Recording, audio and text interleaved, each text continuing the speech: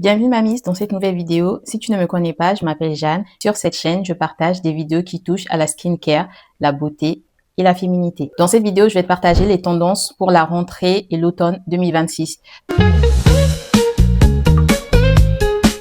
Spoiler alerte, ici il s'agit des choses qui m'ont tapé à l'œil, des choses que je trouvais importantes de partager. Bien sûr qu'il y a certaines choses dont je ne ferai pas acte dans cette vidéo. La première chose que je tenais à te partager, il s'agit des tendances au niveau des vêtements. L'une des tendances intemporelles que tu verras à peu près partout, il s'agit du style casual. Si ça ne te dit rien, en français, on utilise le mot décontracté, c'est-à-dire tout ce qui est confort. Le basique du basique, c'est jean, basket, t-shirt. Et là, je te mettrai quelques exemples pour que tu puisses voir à quoi ça ressemble et aussi te donner des idées. L'autre tendance au niveau du style vestimentaire qu'on verra partout, c'est le style mix and match. Il s'agit de combiner les couleurs, que ce soit 2 ou 3 couleurs, et en l'occurrence, des couleurs qui sont tendances. Tout à l'heure, je te partagerai les couleurs qui sont tendances, mais en attendant, je te donne déjà des indices pour que tu puisses avoir une idée. L'autre tendance qu'on a déjà vue en été qui continue, il s'agit des fleurs.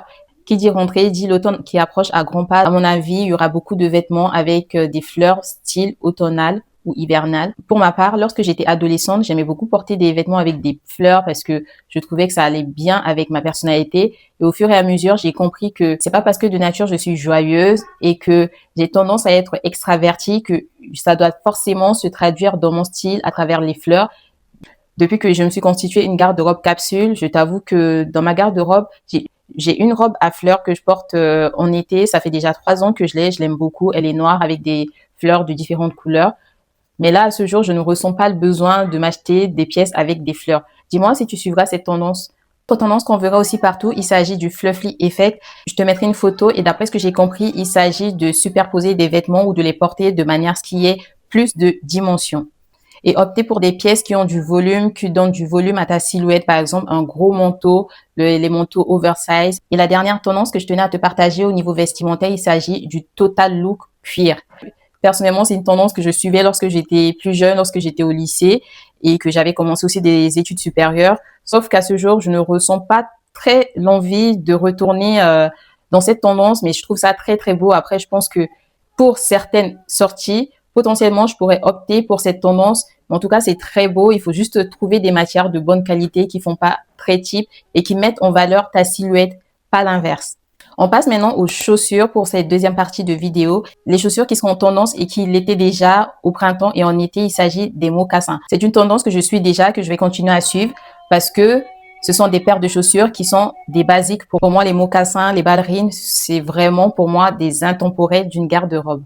Parce que très vite, ça peut donner un côté habillé à ton style. Et même s'il est décontracté à la base, tu mets un jean, un t-shirt, tu mets des mocassins, une ceinture. Là, ton style, il sort déjà du lot. Les baskets et les bottes aussi reviennent et chaque année, on retrouve toujours des baskets. Et là, je vais te mettre à l'écran quelques baskets tendances si jamais tu as envie d'investir dans ces pièces et agrandir ta garde-robe. Et pour finir, il y a les cuissards qui font leur retour. Bien sûr, on commence à porter des cuissards dès qu'il commence à faire un peu froid. J'avais une paire de cuissards aussi dont je me suis débarrassée parce que je trouvais que ça m'allait pas. Je ne me rappelle plus de l'époque précisément, mais si tu fais partie de la génération 90, tu vas sûrement te rappeler des années où les cuissardes étaient très tendance. Il me semble que c'était dans les années 2000, entre 2010 et 2013, particulièrement porter des cuissardes avec des jeans et aussi porter des cuissardes avec des robes ou des jupes. J'appréciais beaucoup ce style pour aller par exemple en soirée. La troisième partie de cette vidéo s'accorde autour du maquillage. Pour cette rentrée et cet automne, la tendance est de laisser de côté le teint glass skin et d'opter pour un teint satiné. Je te mettrai quelques images pour que tu puisses voir à quoi ça ressemble. L'autre tendance, si tu es fan de métallique, tu vas beaucoup apprécier parce que la couleur métal argenté est de retour. C'est une couleur que je ne porte pas parce que je trouve qu'elle met pas en valeur mon teint. Moi, c'est plutôt doré. C'est ça qui me met en valeur lorsque je mets par exemple du fard à paupières ou encore mon highlighter. Mais si c'est quelque chose qui te va au teint, je te dis fonce et n'hésite pas plus d'une seconde. Il y a une autre tendance qui est de retour qui va faire plaisir à beaucoup. C'est le retour du smokey eye. Au cours de cette année 2026, j'ai commencé à voir des gens en reporter de gauche à droite. Mais là, ça va vraiment revenir. Là, ça va revenir en force. Et pour les lèvres, tu as le choix d'opter pour des lèvres brillantes ou des lèvres blurred. Tu peux opter soit pour un rouge à lèvres ou une huile à lèvres si tu veux le côté brillant ou si tu veux le côté mat, tu peux opter pour un rouge à lèvres mat ou encore une poudre matifiante. Pour les miss qui ont le souci du détail, entre la précédente séquence et celle-ci, Je suis allée chercher ma fille à la gare et je me suis aussi préparé un matcha au coco. Il est temps d'aborder la dernière partie de cette vidéo. Il s'agit des couleurs qui sont tendances pour cette rentrée et cet automne 2026. On commence avec le blanc crème. C'est vraiment une couleur que j'affectionne personnellement, que j'ai découverte en 2026. Je trouve que par rapport au blanc que je porte en plus dans cette vidéo, ça fait un très beau contraste avec les autres couleurs, que ce soit du vert, que ce soit du rouge, que ce soit du jaune. J'aime énormément. Ma meilleure combinaison avec le blanc crème, c'est blanc crème et vert. En plus, comme le blanc, c'est une couleur qui va à tout le monde. L'autre couleur star, c'est le kaki. C'est une couleur que j'affectionne aussi, sauf qu'avant, j'en portais beaucoup. Et actuellement, j'ai plutôt opté pour du vert plutôt que du kaki. Parce que le kaki, on sait que c'est un dérivé du vert. L'autre couleur star que je n'ai pas encore eu l'occasion de tester, là, j'essaie de me rappeler, mais non, je pense pas que j'ai cette couleur dans ma garde-robe. C'est le terracotta. C'est depuis l'automne dernier que cette couleur, elle est tendance. Et la tendance continue. Donc, si tu aimes bien les couleurs qui sont pâles, n'hésite pas une seconde.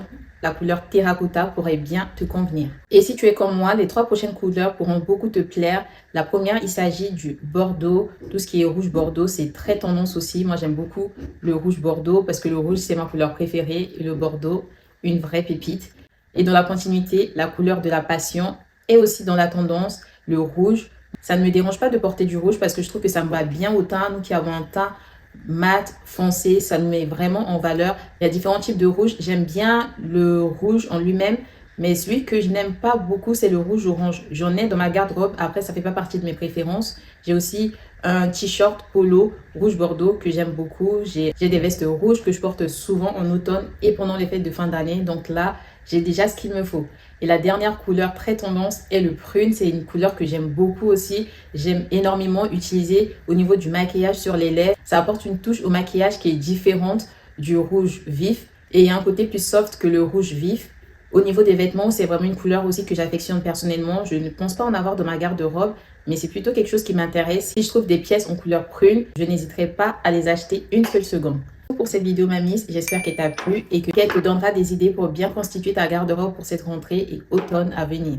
Je te dis à la prochaine vidéo. Arrivederci!